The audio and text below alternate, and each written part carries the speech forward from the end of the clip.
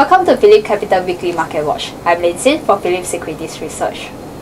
Despite the euphoria over European Central Bank's latest announcement on the quantitative easing plan, today we would like to give a heads up to all investors on the possible headwinds and risks on global economy.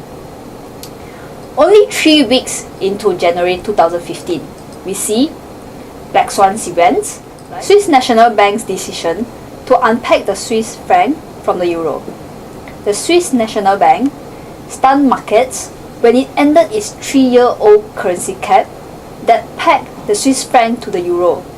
Following the announcement, the franc soared about 30% in value against the euro and 20% against the US dollar. The abrupt move was disastrous for banks, brokerages, and investors who had investment tied to the Swiss franc.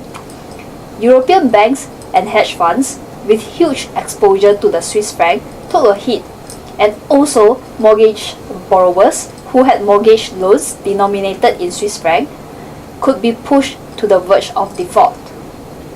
Another event that we see is the death of King Abdullah of Saudi Arabia. Another event that we have seen is that ECB joining the QE party to revive the euro economy and to ward off deflation. World Economic Forum in Davos over the weekend seems to have a more pessimistic tone, while political risks escalated in both West as well as in the East.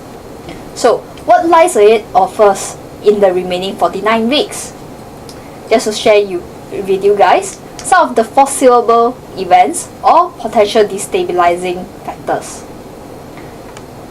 For one, escalating terror worries as number of terror attacks increased and rising Islamic extremist activities. And not to forget, the Fed policy as the greenback gains strength and the diverging monetary policy amid global expansionary policy. The next upcoming meeting will be on 28 January. European politics, which we have recently seen, a potential Greece exiting the euro. And not forgetting the emerging markets currency volatilities as US interest rates hike looms and US dollar set to appreciate further. It seems like we are set to have a very uncertain year ahead. Investors should take a step back to consider buying some insurance, whether in the form of options, futures, or some other financial instruments that is reasonably inexpensive to hedge these risks. Investors may also wish to consider gold, as the yellow metal should thrive on uncertainty in terms of a big rise in safe haven demand as a reaction of the ECB money printing, Swiss peg exit, and overall uncertainty.